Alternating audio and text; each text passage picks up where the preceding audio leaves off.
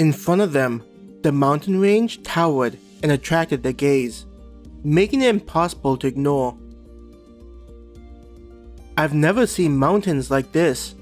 Claire stared at the massive formation that seemed to pierce the sky. They were beginning to transition into the mountainous area, leaving behind the grassy fields. Instead of a field of green that gave off a peaceful impression, the greenery started to thin out with large rocks scattered throughout. The cart began slowing down as they approached the rocky area. We are yet in the area we need to be concerned about, but I'd still keep an eye out. Out of all the monsters in this area, the rock lizard is the most dangerous. However, there are still other monsters that prefer this environment. The Catwoman explained to them, her head scanning the area as though expecting something to be hiding behind every rock. Slowing her pace with the cart, Claire asked, "Like what?" Her laser rifle was switched out with a laser pistol, which was now raised in front of her. With the cart moving slow enough, she tried to keep the cart to her back. Where we're going, the other monsters aren't likely to be seen, but generally, worms, rock apes, cave trolls, and many legs are what can be found deeper in these areas, the worker said. Worm? Like the kind in the ground? Carl, the guy from the gas station, asked. He laughed, not believing what he'd heard. Maybe we should try going after that thing. Claire looked at the guy, who was older than Chris, but looked to lack maturity. She tried not to judge the guy, but didn't appreciate how he wasn't taking the worker seriously. The Catwoman turned to look behind her. You wouldn't be laughing if a worm did show up. That thing makes a rock lizard look like a plaything and should be avoided at all costs. She moved to look at everyone on Bill's side, and then to Abby's side. The only thing you should be doing if you feel the ground shaking is to run.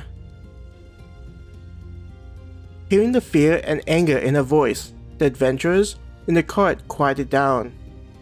Even Carl, who had been acting overconfident, took the hint. How bad is it? Abby probed the worker for more information. The worker shook her head. None of you have a chance against that thing. It's not a matter of numbers. Even an adventurer in their teens would have difficulty with a newborn. Against a mature worm, less than a level 30 would be eaten without mercy. Learning how strong of a monster it was, Claire missed a step, nearly tripping and toppling forward. She caught herself at the last moment and returned to looking at her surroundings. Even though the worm sounded dangerous, the immediate threat was encountering a rock lizard. After learning how dangerous it was, Abby was silent. We are fortunate that those monsters tend to stick near the deepest parts of the mountains. The theory is their food is higher tiered magic stones that can only be found behind some of the denser parts of the mountain. The woman sounded relieved when saying this point, as though comforting herself. Claire thought about what it would be like to encounter such a monster, especially without the benefits of the simulation. If she wasn't able to return after being killed or eaten, the idea of a monster such as a worm would be terrifying.